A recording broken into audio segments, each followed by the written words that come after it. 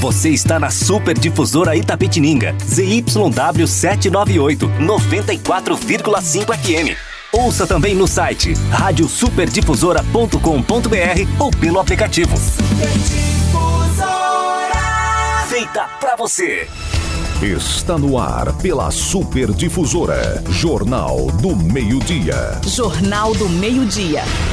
Mais de 50 anos de credibilidade na notícia. Tudo o que acontece na cidade. Na região. No Brasil e no mundo. Jornal do Meio-Dia. E ainda, as notícias do esporte você ouve aqui na Super Difusora. Jornal do Meio-Dia. A notícia em primeira mão para Itapetininga e região. Super Difusora.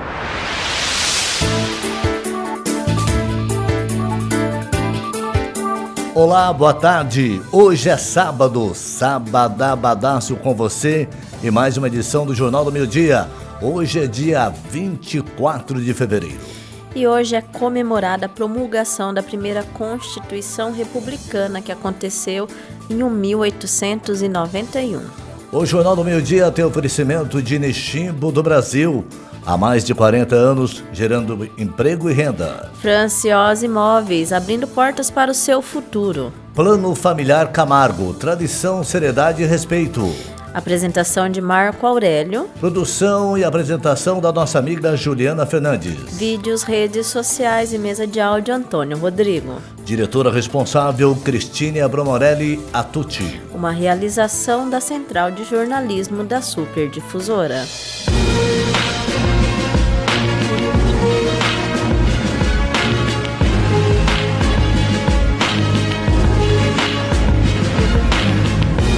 Boa tarde a todos, sejam bem-vindos ao Jornal do Meio-Dia, edição de sábado.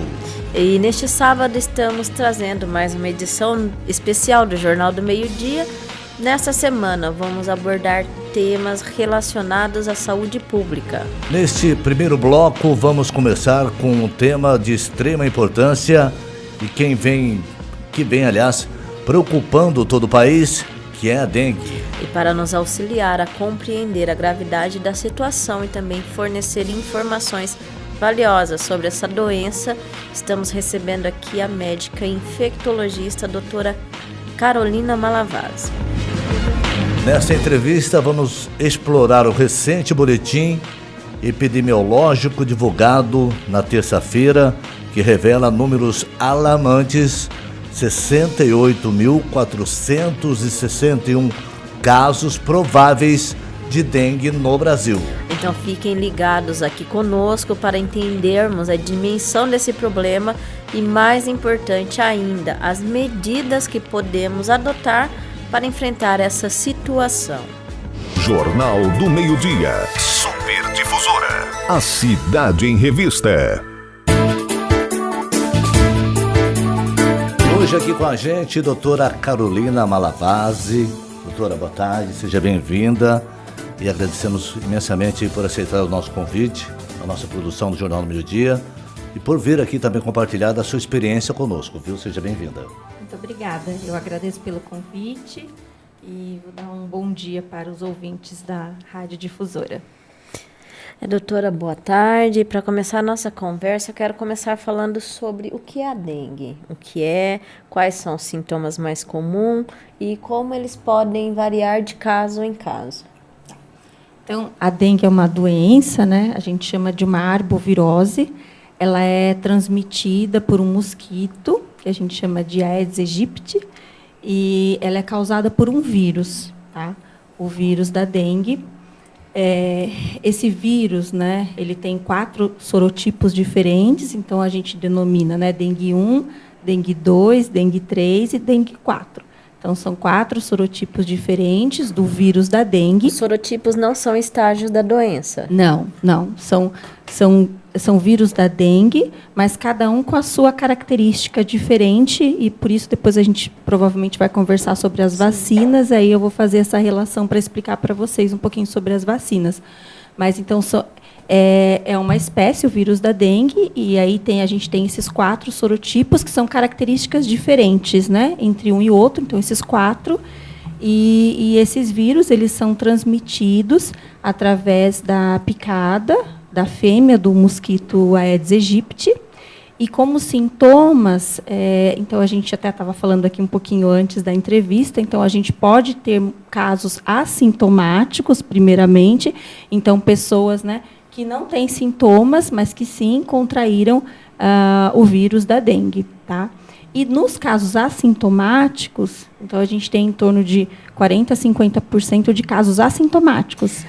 Então, o que seriam os assintomáticos? É aquela pessoa que não tem nenhum tipo de sintoma, que não sente? Ela não tem sintomas, só que essa pessoa, ela está, né, por alguns dias com o vírus da dengue no organismo dela. Então, se ela for picada por um mosquito, né, esse mosquito ele pode picar outra pessoa e depois transmitir esse vírus para outra pessoa. E por que acontece esse caso de ser assintomático? O normal não seria ter os sintomas? Então, é que assim, cada indivíduo cada organismo reage de um jeito. Então, a gente tem N fatores, tanto fatores da pessoa, né, do hospedeiro, como do próprio mosquito, né? Você tem o quanto de vírus também que essa pessoa vai infectar, o tipo de vírus também, que eu falei, né, que tem esses 4 sorotipos.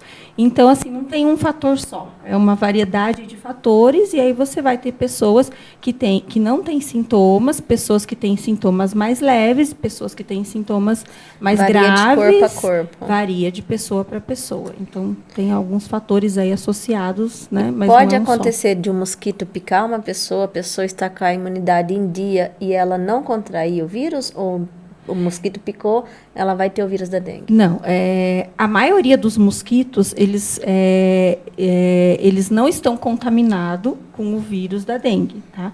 E mesmo se esses mosquitos estiverem contaminados, é uma porcentagem que a gente vai ter de transmissão. Então, não é porque você foi picado pelo Aedes aegypti, que é o mosquito transmissor, que você, 100%, que você vai ter dengue. Não é assim que funciona. Tá? Então, assim, 80% dos casos, mesmo você sendo picado, você não vai ter a dengue, certo? Então, esse mosquito ele tem que estar com o vírus, e esse vírus ele tem que ser transmitido. Tá? Mas o que a gente vê hoje, né, é que, infelizmente, a gente está com uma porcentagem, né, um número muito grande de criadouros e de mosquitos. Então, assim, em números absolutos, né, a gente vê hoje, nós estamos aí nos primeiros meses de 2024. E são mais de 600 mil casos. A gente está, casos prováveis no Brasil, mais de 700 mil. Eu vi hoje, consultei lá os dados do Ministério da Saúde, né? E isso, assim, se a gente ter uma ideia, né, a gente já está passando o ano passado, que no ano todo a gente teve em torno aí de 1 milhão de casos, né? Então a gente já está quase superando, né? Então, assim, esse ano a gente já está num nível altíssimo. Se a gente compara o gráfico, né, a gente vê assim as colunas muito maiores, né? E, assim, em 2023, a gente já teve mais do que 2022. Então, a gente vem ano a ano piorando, sendo esse ano o pior de todos aí da nossa série histórica. A gente está recebendo nesse sábado aqui a doutora, a médica, né? Ela é infectologista, a doutora Carolina Malavasi. Doutora, quais são os fatores de risco que aumentam a probabilidade de contrair a dengue? Então, a gente tem que pensar um pouquinho, né, principalmente sobre como é que se instala a doença. Então, como eu falei, é através do mosquito, e que a gente tem um aumento desses mosquitos, né, e aí o aumento também, vou trocar aqui o microfone, dessa doença. Então, eu preciso, para eu ser infectado, eu preciso da picada do mosquito, certo? Então, o que a gente tem que pensar, porque hoje a gente ainda, né, a gente está começando a vacinação, mas essa vacinação é num número muito pequeno de pessoas. Então, para esse ano, a gente não vai conseguir ter essa população vacinada para ter essa proteção, tá? Então, a gente ainda tem que fazer o nosso dever de casa com relação aos criadouros do mosquito. Então, né, tem até um programa do SUS que ele coloca aí, né, 10 minutos por semana. Então, cada pessoa, o que teria aí a tarefa de casa, né? Gastar por semana 10 minutos para ir principalmente fora de casa, que a maioria dos criadouros, os focos, né, do mosquito estão fora de casa. Então, ir lá, dar uma olhada na vasilha do cachorro, dar uma olhada se tem os vasinhos lá, os pires, né, do vasinho que fica água parada. Então, a gente não pode ter de jeito nenhum água parada, né? Dar uma olhada nos ralos, se a gente conseguir colocar, né, uma rede nos ralos também, né? Dar uma olhada na bandeja da geladeira, ar-condicionado. Então, tudo isso, tudo que pode, né, ficar com água parada, né? Uma latinha, um recipiente que ficou lá no quintal. Então, assim, todo mundo deveria ter essa obrigação, né, principalmente agora que nós estamos aí num momento muito crítico, né, numa epidemia, né, porque mesmo assim a gente falando, não é uma epidemia no Brasil, porque a gente tem estados, né, e regiões com diferentes níveis aí de casos de dengue, mas é um número muito, muito alto, né, no todo, muito preocupante, porque, infelizmente, a gente também tem as mortes, os óbitos, né, pela doença. Então, hoje a gente já teve 135 óbitos confirmados, né, em investigação 481. Mas, assim, isso a gente sabe que sobe, né? Sim. E Itapetininga já teve algum caso assim que levou à morte? Então, eu não sei de óbito, que eu vi só o último número, que é o de casos, que a gente tem mais de 200 casos, né? O último que eu vi. Alarmante e preocupante. É alarmante, sim. A gente falando de epidemia, registro aqui no interior de São Paulo declarou situação de epidemia. O Rio de Janeiro também, para a gente prevenir o repelente, ele funciona mesmo? Há uma marca específica que a gente pode dizer essa é melhor, é mais segura ou não funciona? Sim, funciona assim. Então, a gente falou um pouquinho dos criadouros, né? Então, cada um tem a lição de casa aí uma vez por semana, tirar os seus 10 minutos e olhar onde que possa ter água parada, falar com os vizinhos, falar com a comunidade, não só na sua casa, né? Porque se eu detenho conhecimento, vamos transmitir esse conhecimento para que mais gente saiba. Se eu puder colocar telas também na casa, né, para dificultar a entrada desses mosquitos, né? E esses mosquitos, né, a fêmea do Aedes aegypti, eles se alimentam principalmente na parte da manhã e do final da tarde, tá? Então, o uso do repelente é muito importante.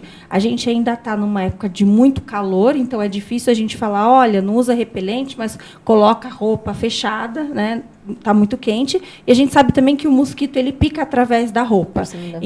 Então, o ideal é o uso de repelente mesmo. A gente tem aí no comércio diversos princípios ativos, né, para repelir os mosquitos. Então, assim, a gente não tem um tipo, você tem que comprar dessa marca, dessa. Não, a gente tem, as principais são 3 substâncias, né, icaridina, o DET e o IR 3535, os 3 são aprovados pela Anvisa, e aí você vai ter, dependendo do fabricante, né, aí você vai ter que ver lá. Então, tem um que dura 4 horas, então você vai ter que, né, repassar de 4 em 4 horas. O outro tem uns que duram 10 horas, então, aí você fica um pouco mais tranquila, né, você repassa. Mas lembrar principalmente, né, do começo da manhã e do final da tarde. O mosquito ele pode picar o dia todo, principalmente se for uma fêmea, porque se ela está faminta e ela se alimenta de sangue, porque ela precisa dessa energia para depositar os ovos.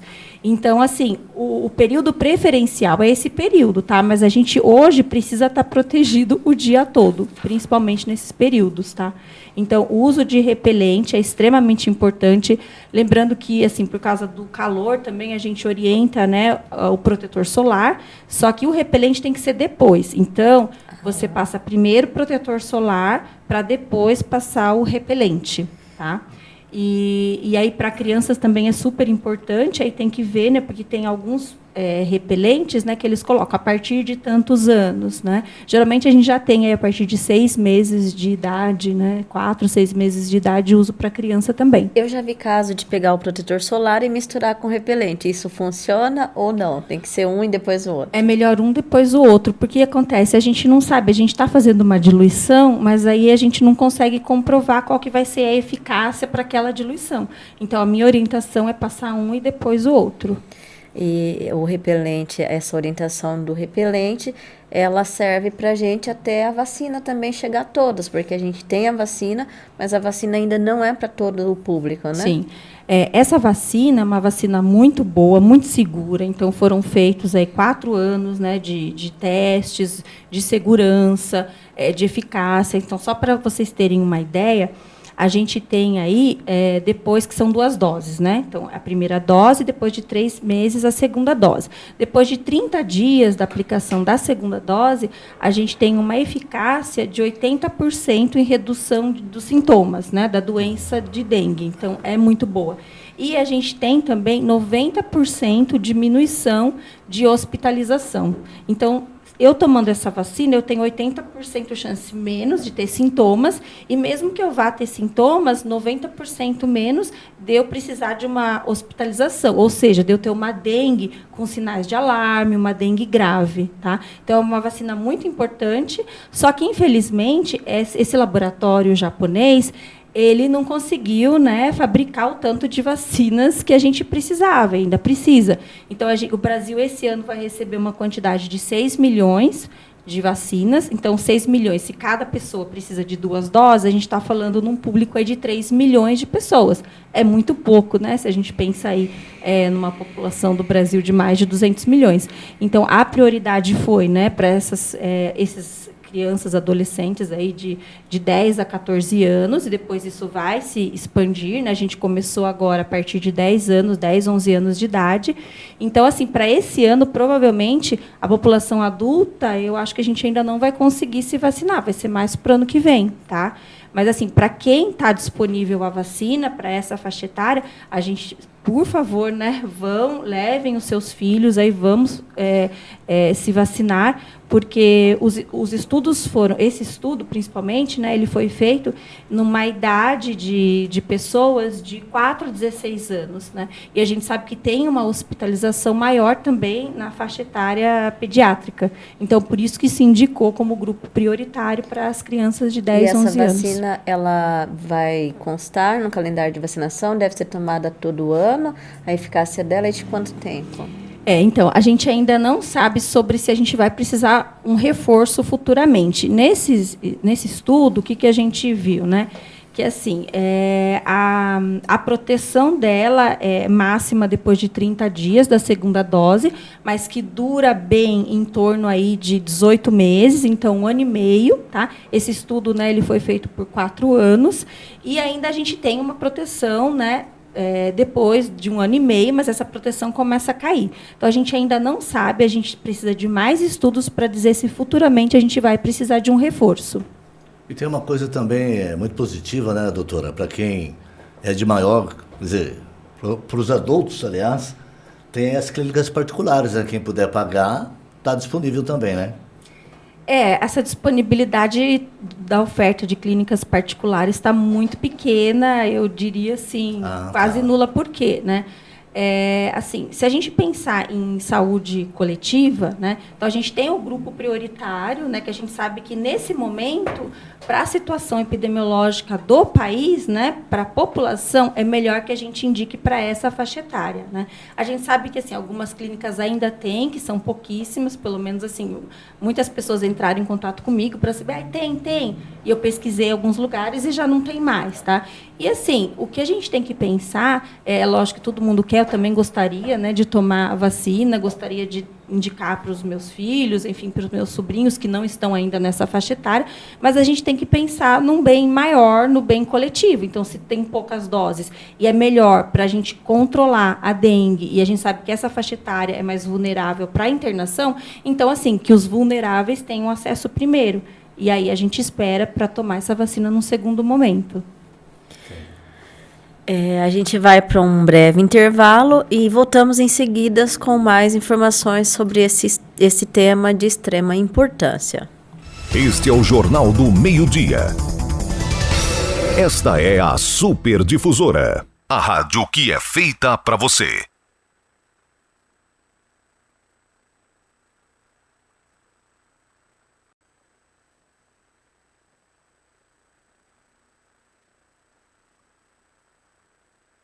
Este é o Jornal do Meio-Dia. Esta é a Super Difusora, a rádio que é feita para você. Jornal do Meio-Dia. Super Difusora. A Cidade em Revista. Muito bem, amigo ouvinte do Jornal do Meio Dia, você no nosso aplicativo aí, seja bem-vindo, boa tarde para você. Você também através da nossa querida rádio, através das ondas do rádio, 94,5 FM, o som puro e cristalino, chegando longe para ficar sempre bem pertinho de você. São 33 cidades ouvindo aí a Superdifusora através das ondas do rádio. E você aí no nosso YouTube, acompanhando hoje, sábado, uma edição especial para você. Estamos recebendo hoje a médica infectologista, a doutora Carolina Malavasi, que está falando sobre esse problema que está gravando o Brasil, muito grave, que é a dengue. Doutora, quais são as principais características clínicas da dengue com relação assim, a sinais alarmantes e como diferenciá-la nos casos mais leves? Então, falando, né, dos casos sintomáticos, a gente tem principalmente, então, a dengue é uma doença que cursa com febre, geralmente febre alta. Tá? Essa seria grave? Não, dengue.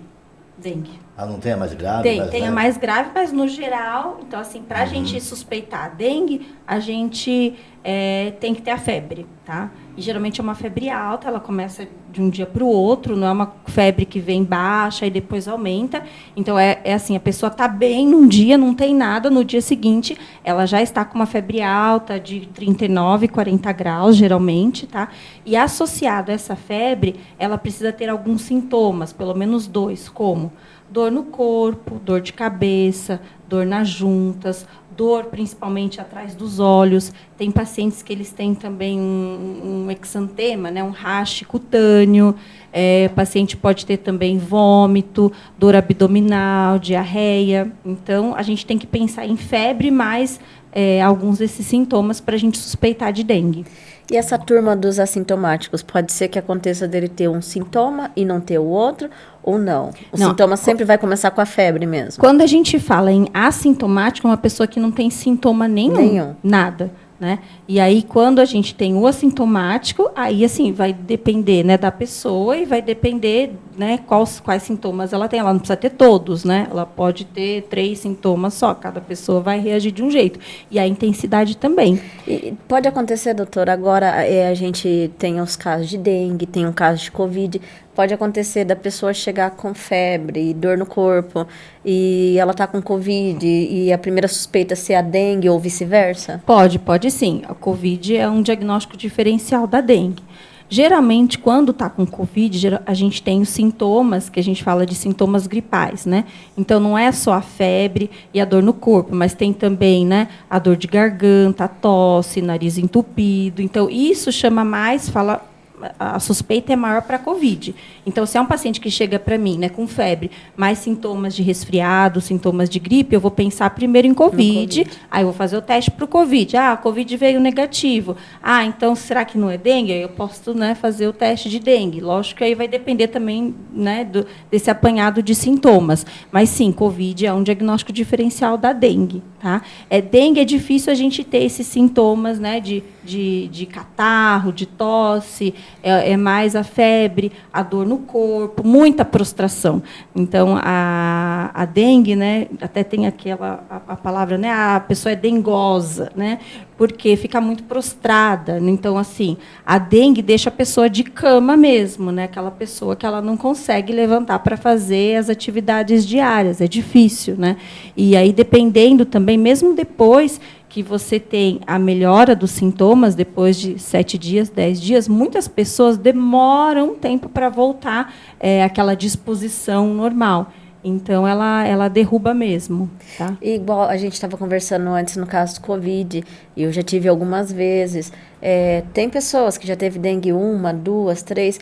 O corpo vai adquirindo imunidade ou cada vez vai ser pior para o corpo da pessoa? Essa pergunta é ótima. Então, o que a gente vê é que é pior. Por quê?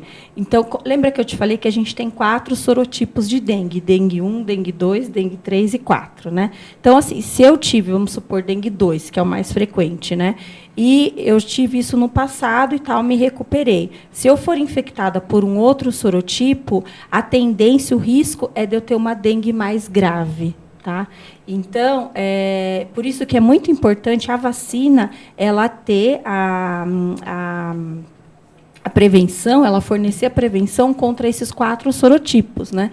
Isso era uma coisa que aconteceu. A gente antigamente tinha uma outra vacina, que era a dengue váxia, né?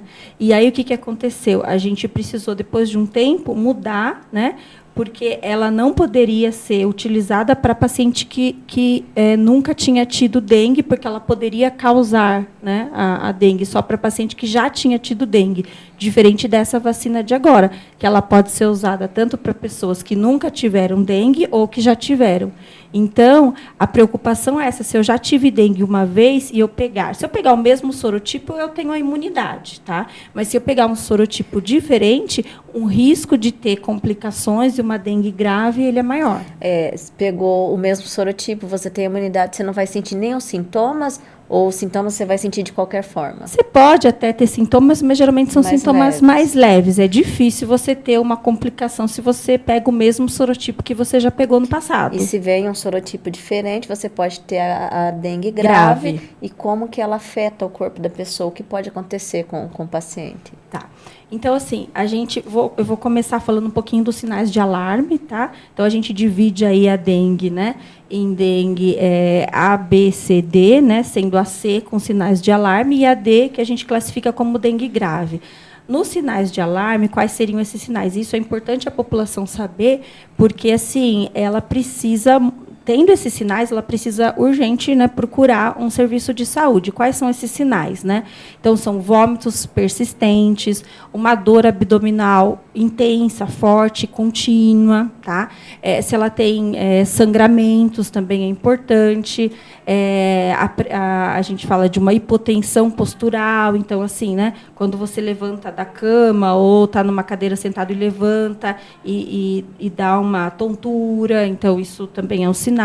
Aí o médico tem que avaliar, né, se o fígado dessa pessoa está aumentado. Então, a gente coloca aqui um fígado maior do que 2 centímetros do normal, também é um sinal um sinal de alerta. Então, tem alguns sintomas e sinais que a gente já coloca como sinais de alerta. E, para esse paciente com sinais de alerta, ele tem que receber os cuidados internado, porque ele precisa ser monitorado com mais frequência. Então, numa dengue, que a gente fala A, que é um paciente, né, que ele tem sintomas, mas ele não tem nenhum desses sinais que eu falei de alarme, e é um paciente que não tem nenhuma comorbidade, né, uma doença que esteja muito bem controlada, ele pode ser classificado como A. E aí, assim, ele tem que fazer esse segmento, né, nos serviços de saúde, mas, assim, ele não precisa de uma internação, ele vai, né, o médico vai avaliar se precisa de algum exame, mas não necessariamente. Uma pessoa, né, com classificação B é uma pessoa que, assim, tem os sintomas de dengue, mas geralmente, assim, uma grávida a gente já classifica como B, né? Um paciente que tem uma doença que está descompensada, então ele já precisa, né, de com certeza fazer exames e ser monitorado com mais frequência, tá? E a dengue C, com sinal de alarme, precisa de uma internação, e a D, que é a dengue grave, aí já precisa de uma UTI.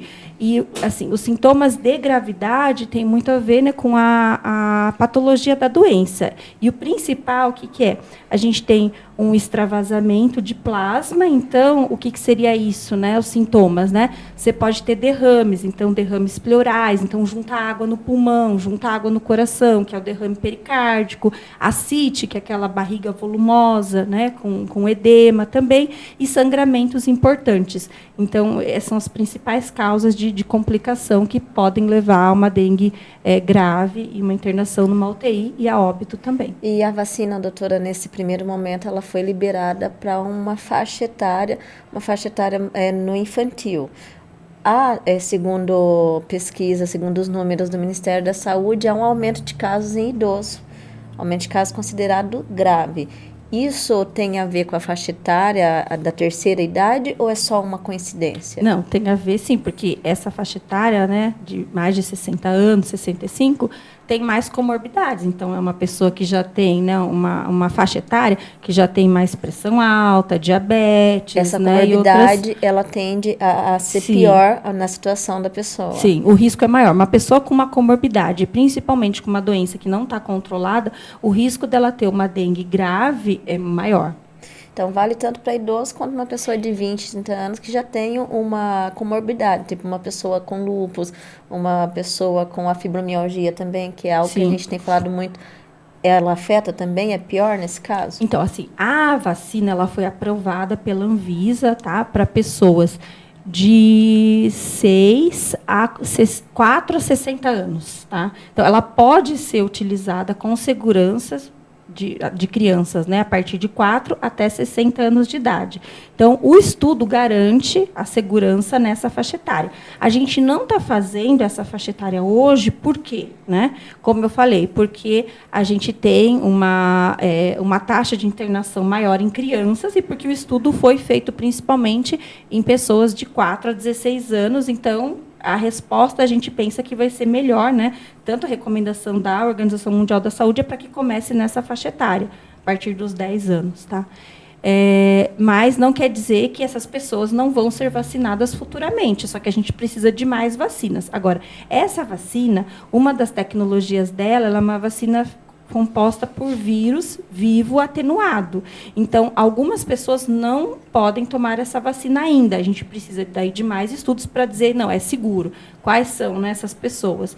Então, gestantes não podem tomar essa vacina, mães que estão amamentando, pacientes, né, pessoas com HIV, que têm a imunidade muito comprometida. Então, uma pessoa com câncer, que esteja com uma imunidade muito comprometida, uma pessoa que esteja tomando altas doses de corticoide. Então, a gente tem algumas doenças reumatológicas, né, algumas artrites e tal, que as pessoas tomam altas doses de corticoide ou outros medicamentos que a gente chama de imunossupressores, que abaixam, né, diminuem muito a imunidade. Então, para essas pessoas, está contraindicada a vacina. E para pessoas maiores de 60 anos, porque o risco, né, de efeitos colaterais ou de efeitos de até causar uma dengue é maior, a gente ainda não sabe. Então, a gente precisa de estudos para que defina que realmente é seguro nessa faixa etária mais do que 60 anos e para essas pessoas com a imunidade comprometida, assim como gestantes e lactantes. E sobre a vacina do Butantan, que ela está em teste, ela pode ser aprovada ainda esse ano, né?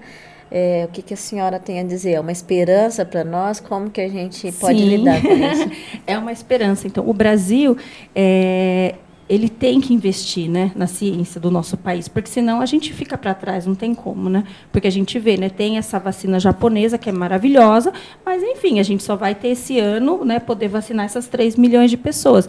Então a gente precisa deter, né, essa tecnologia e saber produzir em quantidade para a gente poder diminuir esses riscos da população brasileira. Então, essa vacina do Butantan tem mostrado também ótimas taxas, né, de eficácia, mas a gente precisa esperar esses estudos para poder bater o martelo, para a Anvisa aprovar e para a gente poder ter disponível essa vacina no Brasil. Doutora Carolina, é só uma pergunta do Marco Aurélio à parte. É o seguinte, dos 200 casos que nós temos aqui em Itapetininga hoje, né, a senhora sabe ou não, tem uma noção se é mais criança, mais adulto, ou não sabemos, a gente não sabe se qual a idade que está sendo mais atingida aí. O pessoal da vigilância sabe, né? É que assim, A senhora não está sabendo ainda. Eu não estou sabendo ainda, eu estou afastada, eu estou de férias esses últimos dias, então assim, eu falei assim, deixa eu descansar um pouco, porque quando eu volto, que é daqui a alguns dias, né, a gente volta e a gente... Essa pergunta, na verdade, é só para a gente ter noção, né, pessoal? Porque dos 200 casos, se é mais crianças ou mais adultos, mas não que a doutora teria que saber isso. Então, mas é só uma curiosidade mesmo. No geral, se a gente pensar dados brasileiros, é mais adulto, tá? Principalmente população aí de 20, 50 anos. Então, assim, eu não acredito que Itapetininga vai ser diferente disso. Então, só não vou te falar que eu tenho esses dados hoje, porque eu não tenho. Mas, provavelmente, é mais em adultos, tá? Só que a gente sabe que a taxa de internação em crianças é maior, proporcionalmente, entendeu? Entendi. Doutora, e para a gente terminar, tem se falado muito da dengue associada com as mudanças climáticas, que podem influenciar a prevalência dela no nosso país. Como que a gente lida com isso se a gente tem estudos que falam que a cada ano vai ficar mais quente? Sim. Então, é uma luta constante, né? Se a gente não encarar, né, esses problemas ambientais, a gente vai está sempre correndo atrás, né? A gente não vai estar enfrentando como eles devem ser enfrentados. Então, a gente teve o Covid, por quê? Né? O homem foi para lugar de mata que não poderia ter ido. Então, e a dengue é a mesma coisa, a gente tem esse aumento das temperaturas, né? Então, essa catástrofe ambiental. E, assim, se a gente não olhar, né, isso do jeito que tem que ser olhado, se as nossas lideranças, né, os políticos parlamentares, tanto do Brasil quanto de fora, e a gente, né, não tiver um plano, realmente, a gente colocar em prática o que a gente faz para reverter essa catástrofe natural que a gente está vivendo, né, com enchente, com N coisas, aí, terremotos e tal, a gente infelizmente, vai ter essas epidemias cada vez mais frequentes, matando cada vez mais gente. Então, a gente acabou de passar aí, né, nesse trauma que a gente teve, essa pandemia de Covid. Então, isso tende a só piorar se a gente não encarar essa temática da catástrofe ambiental do jeito que a gente, como população, e que os nossos líderes têm que encarar. E é importante também, né, doutora, a pessoal, você de casa aí, nós aqui também, né, manter a higienização, né, das mãos, enfim, de tudo, porque não é só dengue. Atrás disso também, a gente tem que saber que existe, infelizmente ainda, o Covid por aí, né, doutora? Sim, Covid e todas as outras doenças. Agora que a gente está trabalhando mais na questão da imunização, né, e lembrando a população e fazendo campanhas, como são importantes, né, as vacinas.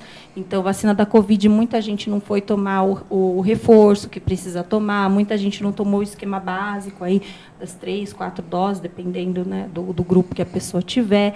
Então, assim, vai, né, no seu posto de saúde, na UBS mais próxima da sua casa, leva o cartão de vacinação, né, dos seus filhos, leva todo mundo, e aí o profissional de saúde vai lá, vai ver tudo o que está faltando e vai orientar. Isso é muito importante, né? Então, a gente teve aí, nesses anos atrás, doenças que a gente não se preocupava mais, que a gente tinha... O Brasil sempre foi, né, visto como um modelo de vacinação. E, nos últimos anos, a gente perdeu isso. Então, agora a gente está fazendo os esforços novamente para conscientizar a população, né, para que essa população não seja mal informada pelas fake news, que a gente sabe, infelizmente, que correm nos grupos de WhatsApp, né? Então, assim, procura um profissional de saúde no posto, né, veja as propagandas do Ministério da Saúde, não caia na cilada. Se você ficou na dúvida, vai lá, coloca no Google mesmo, boato, tem um monte de site que ele coloca para a gente se é boato ou se não é boato. Então, coloca aquela informação, na hora ele joga para a gente se é boato, se não é boato. Então, a gente tem que tentar conscientizar a população para não cair nessas fake news, para que essas fake news, né, não fiquem sendo divulgadas, porque isso é muito prejudicial para todo mundo, e para que a gente consiga aí ter cada vez mais saúde e viver bem. Doutora, agradeço muito a senhora aceitar participar aqui, esclarecer as dúvidas, e eu deixo esse espaço em aberto para suas considerações finais. Hoje, o que a gente pode fazer para ajudar é a nossa lição de casa, cuidar do nosso quintal, ficar de olho no quintal do vizinho, ver se está tudo certo, é isso mesmo? Então, lição de casa, 10 minutos por semana, todo mundo olhar a sua casa, principalmente o seu quintal, que é onde a gente mais encontra os criadouros, usar repelente. Então, vai na farmácia, vê aquele preço que cabe no seu bolso aí, a gente indica daí esses aprovados pela Anvisa. Esses repelentes naturais, eles até têm algum efeito, mas a gente não tem assim muitos estudos e o quanto tempo, né, que esses repelentes duram. Geralmente eles duram bem menos do que os desses que eu falei. Então, vai na farmácia, compra um repelente lá aprovado pela Anvisa, se puder colocar as telas nas janelas, né? E se tiver, né, a população daí dos 10 anos, leva para vacinar, fica de olho a hora que chegar, né, a sua vez, e todo mundo se conscientizando, lembrando a comunidade, porque assim a gente tem que unir forças. Bacana. Doutora, obrigado por essa aula aí para a gente, né? Aliás, uma aula particular, né, meu convite? Bacana. Muito obrigado pelas suas palavras, e a gente espera aí um novo momento. A senhora veio aqui para falar, a dengue está normalizada, não tem mais problema, vamos torcer para isso, né? Sim, com certeza. Muito obrigada pelo convite, fico muito feliz de estar divulgando essas informações para a população. E nós vamos para um breve intervalo e voltamos em seguida com a doutora Maria Goretti, e a gente vai falar de um outro tema, que é o Fevereiro Laranja. Este é o Jornal do Meio-Dia. Esta é a Super Difusora. A rádio que é feita para você.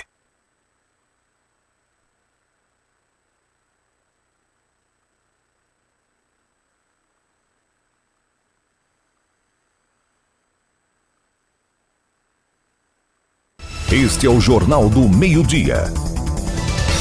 Esta é a Super Difusora. A rádio que é feita para você. Jornal do Meio-Dia. Super Difusora. A cidade em revista. Muito bem, boa tarde a você, amigo ouvinte ligado com a gente aqui na Super Difusora, nos 94,5. Nesse segundo bloco, nós estamos recebendo aqui as boas-vindas a nossa querida doutora Maria Gorete de Araújo Marques, que é cearense e mora no coração da gente, né, doutora? Boa tarde, tudo bem? Boa tarde. Queria primeiramente agradecer aí o convite, é um prazer dizer que quando dá tempo, indo almoçar, eu ouço vocês, viu? Jornal do Meio-Dia. Verdade, doutora? Que bacana. A gente precisa mandar um beijo para ela todo dia, então, né? Por favor. Não pode esquecer, filha. E a doutora Gorete, ela é hemoterapeuta, hematologista e vai participar conosco aqui para compartilhar seu conhecimento e experiência em relação ao Fevereiro Laranja. Nosso tema desse bloco é o Fevereiro Laranja, que o mês de fevereiro é o mês dedicado à conscientização sobre diversas condições hematológicas. E com a sua experiência, é claro, a doutora vai falar dos desafios, dos avanços, da importância da promoção da saúde sanguínea. Doutora Gorete, boa tarde então, seja bem-vinda aqui ao nosso Jornal do Meio-Dia, né? A senhora pode nos explicar aí de maneira simples o que é leucemia e como ela afeta o organismo? Leucemia é um nome genérico de um tumor, né, de um câncer do sangue, né? Existem vários tipos, né? Tem as leucemias agudas, que são aquelas muito preocupantes, porque, como o nome já diz, né, aguda, elas agem rapidamente, deteriorando o organismo, elas têm que ser tratadas, diagnosticadas e tratadas rapidamente. E as crônicas, em que tem um curso mais indolente, mais arrastado, mas também importante. O que acontece quando a gente desenvolve a leucemia, né? Nós temos células do sangue, né? E essas células, tudo no organismo, né? Tudo na gente, tem um tempo de vida e morre. Tem uma programação de morte, né? Então, na leucemia, você perde essa programação de morte celular. Essa célula ela se perpetua, causando um tumor. A grosso modo, todos os cânceres são isso, né?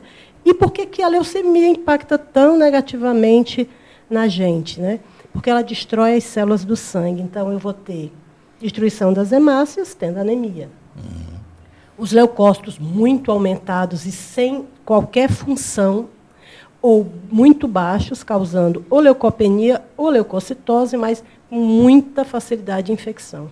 E a destruição das plaquetas, né? Ou melhor, a plaqueta não consegue se desenvolver porque o tecido da medula está cheio de célula neoplásica, você tem plaqueta baixa, sangramento. Então, basicamente, anemia, infecções e sangramento. Existe a prevenção aí, ou não existe uma prevenção para evitar a leucemia? É a mesma prevenção que a gente fala para qualquer tumor, né? Você ter uma vida saudável, se alimentar bem, praticar esportes. É lógico que você evitar manusear materiais radioativos. Nós temos aí um país que o agronegócio é muito forte, então você ter o cuidado com esses inseticidas, com essas coisas mais graves, né, que se usa para manter a colheita. Então, tem algumas coisas que você pode fazer, né? Mas ter uma vida saudável é isso que faz a gente ser saudável. Doutora, e quando a gente fala de Fevereiro Laranja, é um mês com conscientizações sobre diversas condições hematológicas. Mas aí, de primeira, assim, a gente lembra da leucemia. É só a leucemia? Tem outras doenças associadas a esse movimento? O Fevereiro Laranja surgiu de uma necessidade de quem é transplantador de medula óssea, né? Principalmente o Instituto Nacional do Câncer, de chamar a atenção, já que tinham outros meses que a gente lembrava de outras doenças, por que não ter um mês para lembrar da importância da doação de medula óssea? E onde é que você usa, basicamente, a doação de medula óssea?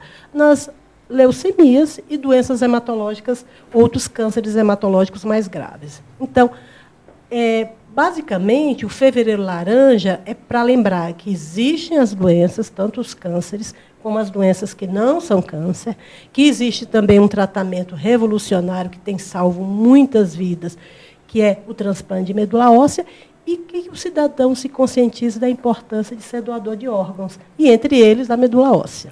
E quando que o médico consegue diagnosticar que o paciente precisa do transplante? Geralmente ele começa com a quimioterapia ou de primeiro, assim, no primeiro momento já vamos fazer o transplante de medula e você já vai melhorar? Boa, excelente pergunta, viu? Geralmente, os tumores, eles passam por uma primeira fase de tratamento, que é a quimioterapia, né? Depois, tem os protocolos que dizem quais os tumores que vão se beneficiar com a consolidação deste tratamento com o transplante. Então, o transplante nada mais é que uma consolidação. Você fez a quimioterapia, você remitiu esse paciente, ou seja, ele não tem detectado mais esse tumor, mas a gente sabe que pode ter havido células que escaparam a esse tratamento, né? Então, os protocolos fazem que, em alguns casos, eu tenho que resgatar, ter certeza, né? A maioria das leucemias são assim, tá?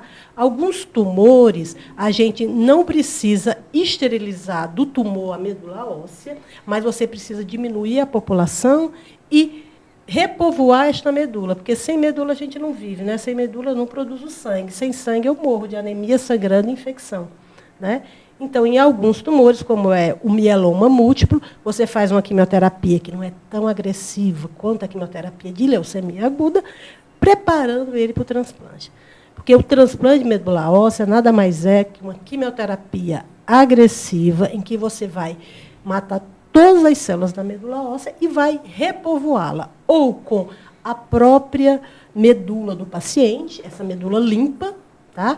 Ou de outra pessoa. E uma pessoa que é doador, que doa medula uma vez, ela pode doar mais vezes ou é uma única vez na vida? Pode. O sangue, né, ele está sempre se renovando, né? Doador de sangue homem, ele está pelo menos 4 vezes ao ano doando sangue, né? E ele está sempre renovando. Nós, mulheres, além de doarmos 3 vezes, ainda menstruamos todo mês e a gente não faz anemia, ou seja, são tecidos que estão sempre se renovando.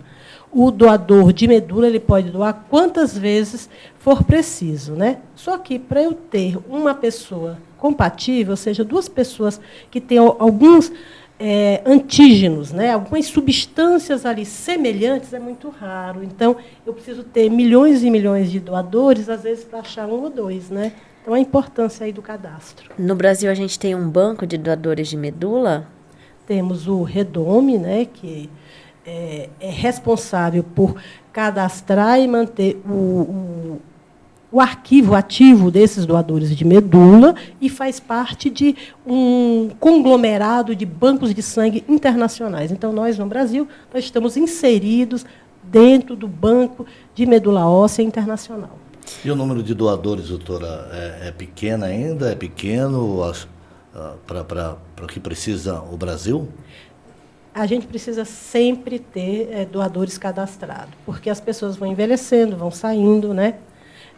Então, geralmente, o doador ideal, né, ele está entre 18 e 55 anos. Tá? Porque, geralmente, é uma faixa etária que você está muito bem de saúde e que você pode disponibilizar uma parte da sua medula para salvar uma vida. Pode, com 70 anos, doar? Pode, mas aí são coisas especiais, né? Tá? Mas, para ser doador, você vai ser escolhido nessa faixa etária que você fica. Eu, infelizmente, já saí dessa faixa, mas tudo bem. E o que é que acontece? Se na família desse paciente tiver pessoas que eu possa testar, não vai importar a idade, tá? Vai importar se essa pessoa está saudável, não tem nenhuma doença que possa trazer um dano para esse receptor, para esse paciente, tá? Eu ia perguntar exatamente sobre isso. Neste caso, as doenças que poderiam trazer danos. Se a pessoa tem pressão alta, se a pessoa tem diabetes, ela não pode doar? Não pode, tá? A diabetes é aceita?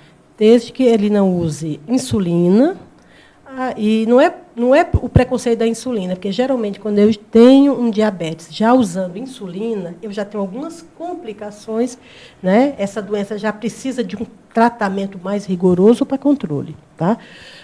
O diabético que não tenha comorbidades, ou seja, não tem alteração cardíaca, renal, né? Porque infelizmente o diabetes é uma doença muito séria, uma doença silenciosa, altamente prevalente e que vai causando dano se a gente perceber, né? Toda pessoa que seja saudável, ela pode ser candidata e tenha menos de 55 anos, né, aos bancos, né, se cadastrar nos bancos de sangue para ser doador de medula óssea. Tá? Aí depois, se ela for aceita, né, tiver um paciente, né, no mundo que só ela pode salvar a vida, o médico vai avaliar, aí vai olhar criteriosamente, ver se esse doador não tem nenhum risco para si, nem para o receptor. Né? Tá? Mas é uma segunda fase. E sobre transplantes de rim, de coração, no Brasil a gente tem fila. E tem aquele grupo prioritário, que ele chega, ele tem prioridade entre os demais. No caso da medula óssea, tem fila, tem esse grupo que tem prioridade, quais são eles? Não existe a fila, porque é muito raro você achar uma pessoa compatível. É mais fácil na família, né? Tá? Só que o Brasil tem uma característica que é maravilhosa e eu ouso dizer que talvez seja a única no mundo. Nós somos um país que tem muita gente do mundo todo aqui dentro. E a gente se miscigenou. Então, muitas vezes o doador brasileiro ajuda muita gente na Europa, muita gente nos Estados Unidos e dentro do Brasil, né?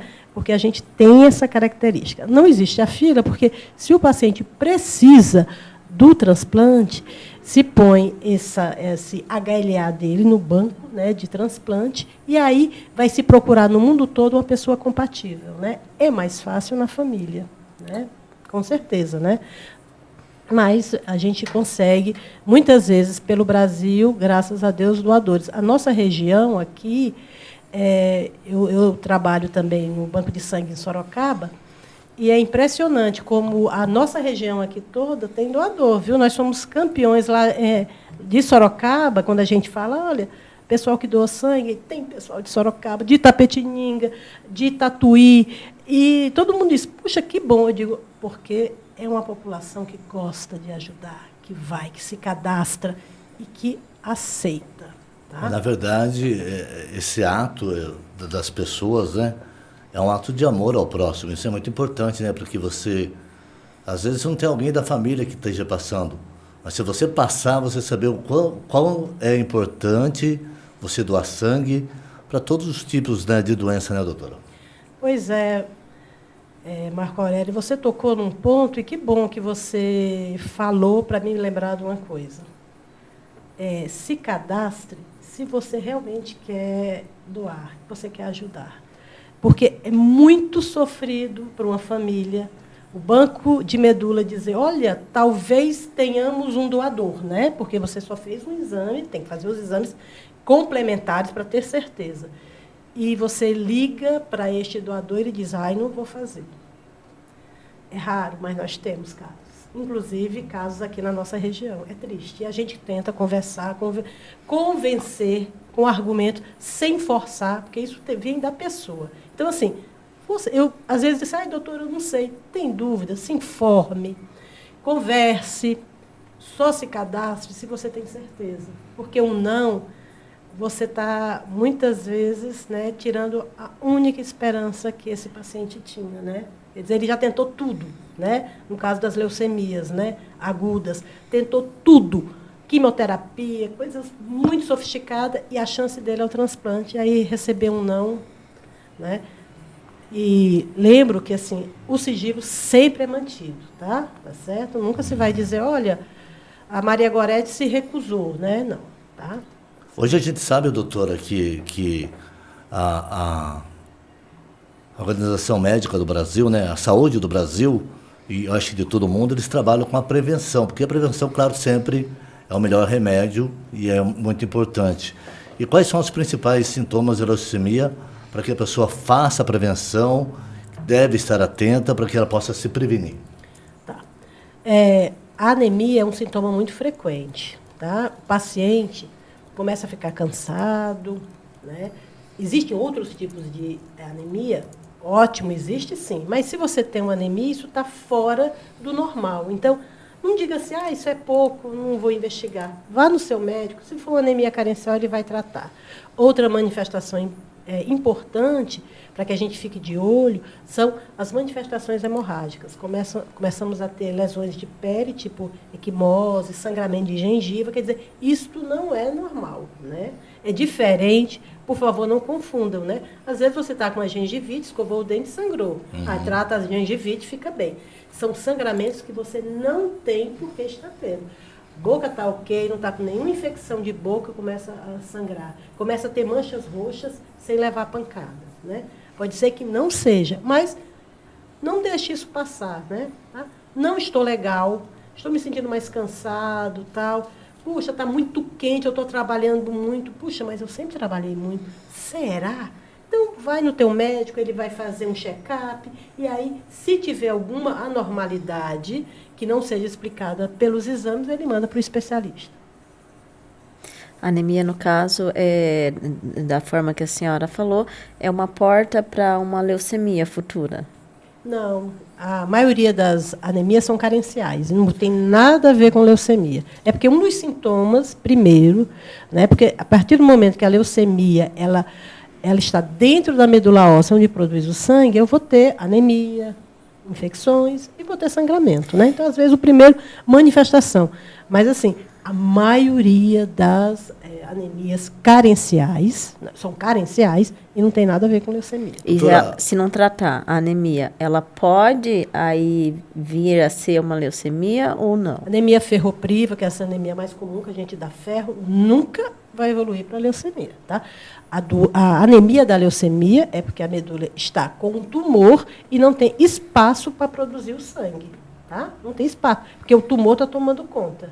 Por isso, eu não tenho espaço para produzir. No caso das anemias carenciais, é porque eu não tenho substrato. É como eu tenho uma fábrica de tijolo, né? E aí, de repente, fizeram greve e não tem, né, o substrato, né, a terra lá. Não vou fazer tijolo nunca. Sim. Tá? Então, se eu não der o substrato, eu não vou fazer. Então, nas anemias carenciais, está faltando carência de alguma vitamina, de alguma coisa. Aí você dá esta vitamina, normaliza, procura a causa, né? Tá? A gente deve sempre perguntar, por que eu estou tendo isso? Né? Não é normal. Né? Mulheres grávidas vão ter anemia, ter um serzinho crescendo e que em 9 meses de uma célula passa para um ser com quase 50 centímetros. Consome muito nutriente. Então a mãezinha vai ficar anêmica. Então tem que dar um suporte para essa mãezinha, dar as vitaminas, né? Tá? É diferente. Marco Aurélio saudio, tal, não tem nada, não sangra, pessoa saudável, de repente tem uma anemia. Puxa, isso não é nada. Não é para ter anemia. Homem não sangra, né, não menstrua, homem não engravida. Homem é para estar sempre saudável. Se tem alguma coisa, precisa investigar. Então, eu queria aproveitar, né, não é leucemia, mas assim, toda anemia, veja com seu médico, porque ele vai saber te orientar. Mas a gente, assim, as doenças, elas têm que ter um porquê, né? Tá? Então, as anemias, muitas vezes a gente não consegue fazer um diagnóstico de um tumor de intestino no início, porque eu tive uma anemia e deixei para lá. Se eu tivesse investigado essa anemia, eu tinha feito uma colonoscopia, descoberto o tumor no início, tirado o tratado e a vida seguia, né? Doutora, a gente vive um momento no mundo, né, que a gente tem o problema da depressão, problemas emocionais. A doença hoje, quem tem problemas emocionais, né, e também a depressão, pode causar uma doença grave, nesse termos de chegar a ter uma leucemia. É preocupante ou não? Pois é, assim, ainda não há estudos, né, que a gente diga assim, causa e efeito, né? Realmente, se eu estou muito deprimido, eu vou ter uma doença ou um câncer, né? Mas todo mundo sabe, isso é de conhecimento popular, que as doenças aparecem quando eu não estou bem. Quando eu estou feliz, está tudo certo, né, que eu estou bem, dificilmente eu vou ter uma doença. Sim. Então, o que é que a medicina acha que acontece? Quando você não está bem, você está deprimido, você está estressado, você está cansado, você está chateado, a sua imunidade cai, e quando a imunidade cai, né, a tua defesa que vigia para matar as células que estão... Porque, assim, todo momento tem uma célulazinha querendo escapar aqui e produzir tumor, né? Mas o meu sistema imunológico vai lá, resolve e tal. Provavelmente, com esses problemas emocionais, essa imunidade pode cair, o meu vigia não vai ficar tão atento assim. E aí pode escapar uma célula, e se essa célula escapar da sua monitorização e destruição, eu vou ter um câncer, né? Doutora, e voltando a falar sobre o transplante de medula óssea, como é feito para o doador e para quem vai receber, e quais são os cuidados necessários, tanto para quem doou quanto para quem recebeu após o transplante? O paciente, né, o receptor, ele vai receber uma bolsinha que nem tivesse recebido uma transfusão de sangue. A medula vai como transfusão de sangue, né? O doador, nós temos 2 métodos. Um é tirar a medula óssea de onde ela está, ali dentro do osso, né? Popularmente conhecido como tutano. Nós também temos o nosso tutano, né? Não só os mamíferos, nós também temos. Então, os médicos vão lá com agulhas especiais e aspiram essa medula, ela passa por um processo de filtragem, de acondicionamento, e depois transfunde no paciente. Atualmente, a maioria dos transplantes agora são feitos por máquinas de aférese. São máquinas em que o doador fica ligado a uma máquina que faz uma filtração dessas células, chamadas células stem cell, ou células todipotente, pluripotente, ou seja, são células que têm capacidade de se desenvolver e fazer qualquer célula do sangue. Então, você tira essas células que elas também circulam, você usa um medicamento para estimular que elas circulem mais, e aí você faz uma filtração desse sangue, chama-se aférese. Cada vez mais, o transplante de medula se usa a aférese, a retirada de sangue periférico, para fazer o transplante. Mas, em alguns casos, principalmente crianças, ainda se usa de medula óssea, porque as estatísticas falam que a pega da medula, ou seja, a medula chegar na medula desse paciente e povoar, é melhor tirando do osso. Tá? E é dolorido essa transfusão? É transfusão que fala? O receptor do paciente, não. É uma transfusão normal. Não dói. Não... O que ele foi submetido é uma quimioterapia agressiva para matar a medula dele residual. Senão, a medula dele pode destruir a medula nova, né? Porque é uma medula estranha, né? Tá? Nos transplantes chamados halogênicos, né? De pessoas diferentes. Nos transplantes autólogos, ou seja, eu tirei a minha medula, eu tenho uma doença, tirei a minha medula, ela ficou acondicionada, eu fiz a quimioterapia, eu vou receber a minha medula de volta. Aí não tem muito problema, né? Por quê? Porque é a minha medula, o meu sistema imunológico sabe que aquilo ali é agorético, não tem problema. Eu preciso matar a célula neoplásica, porque se eu deixar um clonezinho, pode ser que em um mês não, mas depois de 1 ano, 2 anos, a leucemia está ali de novo, né? Tá certo? No caso do transplante de pessoas diferentes, além de você matar o clone neoplásico, né, você tem que destruir os linfócitos, né, que são do sistema imunológico, que estão ali para destruir coisas estranhas que entram no meu sangue, né? Então, preciso também usar imunossupressor, medicamentos específicos para isso. Que aula maravilhosa com a doutora Maria Goretti de Araújo Marques. Olha, uma aula maravilhosa para quem não... Eu não entendi, não, eu sou leigo, né? Mas é muito bacana saber que a gente tem uma mulher dessa em Itapetininga, que veio do Ceará e tem essa inteligência que a senhora tem. Parabéns, viu, doutora? Olha, obrigada, né? Eu acho que assim, eu estou me sentindo muito à vontade aqui, vocês são excelentes, né? E a gente tem que falar para que a população entenda, né? Sim. Né? Senão, é o que vocês fazem como comunicadores, né? Vocês vão para usar termos para que a população em geral, seja o mais erudito até o mais simples, entenda e vocês consigam passar a ideia, né? Senão, a comunicação perdeu o sentido, né? Não houve. Exatamente.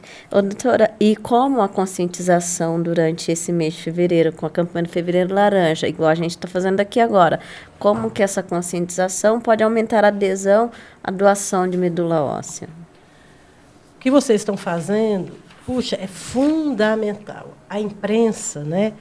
E a imprensa do bem, que trabalha falando coisas sérias, sem viés, sem querer tirar vantagem de um e de outro, é importantíssimo para você conscientizar a população das doenças que existem, né? Dos direitos que essas pessoas têm, onde elas podem procurar ajuda, né? Que elas têm que saber, se elas tiverem um sintoma, elas vão ou ao seu médico, seja no convênio ou na UBS, né? É fundamental. Se a gente não divulgar essas coisas, as pessoas não sabem. Lembra antigamente que a gente dizia, pergunta para os nossos pessoas mais idosas, do que morreu o seu pai, o seu avô? Ai, não sei, doutor. Naquela época a gente não sabia, né? Hoje em dia é inadmissível, né? Tá? Quer dizer, a gente tem esse acesso à informação. E vocês divulgando, quem está ali atrás, ele vai dizer, né? Opa, peraí, quer dizer que eu estou achando que tem alguma coisa diferente em mim, eu posso ir no médico e dizer, doutor, eu não estou legal. Esse médico vai te ajudar. Agora, se você não for, muitas vezes, quando você for procurar, a doença, às vezes, já está numa evolução mais agressiva, né? Então, é fundamental. Aproveitando esse gancho que a senhora falou dos pais, essas condições hematológicas, elas passam de pai para filho ou nem sempre? Não, os tumores hematológicos, né? Tem as doenças hematológicas não neoplásicas, né? As doenças que não são câncer, né? Que aí tem várias que têm uma característica familiar, mas os cânceres hematológicos não têm, tá? Mas como às vezes a condição predispõe a isso, e ficou infelizmente muito famoso quando Cubatão, né, com aquelas fábricas, né, descobriu-se várias pessoas com leucemias e mielodisplasias, que é um tipo de tumor também hematológico, e se descobriu que era devido ao contato das pessoas com várias substâncias tóxicas liberadas pelas chaminés, né? Tá? Agrotóxicos, né? Quando não se usava a proteção, né? Os EPIs, né? Então, tudo isso fez com que se estudasse e... Então, às vezes, você tem 2 casos de leucemia, tal, e você vai ver, tem um componente ambiental, né? Puxa, como é que é, doutora? A gente trabalha na fazenda e não tinha, a gente não usava, não achava importante usar máscara, né? Ou então manuseando produto tóxico na empresa. A empresa até tem, né, as coisas da máscara para usar, mas, doutora, é quente, é desconfortável, né? A luva eu perco, né? Tudo desculpa para não usar. Então, às vezes, no ponto de vista hematológico, muitas vezes o ambiente é mais importante para apresentar-se vários tumores na família. E eu vou continuar aproveitando o gancho, a senhora falou dos agrotóxicos. Na nossa casa, às vezes a gente vai lá lavar o banheiro, aí usa cloro, e tem as receitinhas de internet, mistura o cloro com bicarbonato, aquele cheiro, fica ruim o ambiente. Isso pode prejudicar também ao longo da vida ou não? Pois são substâncias muito corrosivas, né? Eu não sei lhe dizer se poderia produzir, por exemplo, uma leucemia, mas você inalando aquelas coisas fortes, corrosivas, vai manipular. Eu sei que assim, é uma tentação a gente entrar no Instagram e ver, né, as maravilhas que fazem.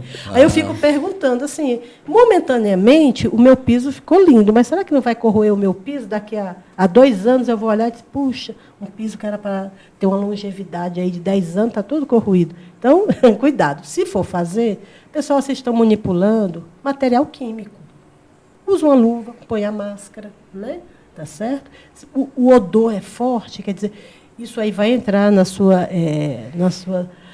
seu trato respiratório, vai causar irritação, tosse, às vezes edema, né? Reações alérgicas, tá? E você está manipulando coisas tóxicas, né? Talvez de tanto usar, né? Às vezes pode causar alguma coisa. Mas ainda não há comprovação que isso que a gente usa em casa, ele é seguro, né? Mas eu entendi o que você falou, a manipulação, as misturas, né? Mistura isso com aquilo e tal, e muitas vezes fica uma coisa bem forte e tóxica. Tem que ter cuidado. Doutora Maria Goretti, a gente agradece a sua presença aqui, muito especial no nosso jornal desse sábado, né? E E essa aula, né, que a senhora deu para a gente aqui, e eu gostaria que a senhora deixasse as suas considerações finais. Se não teve alguma pergunta, eu gostaria de falar, né, que a gente não fez para a senhora aí. Primeiro, eu vou corrigir, aqui foi um bate-papo entre amigos. Amigos de poucas horas, poucos minutos, né, mas amigos, tá? Obrigado. Tá certo?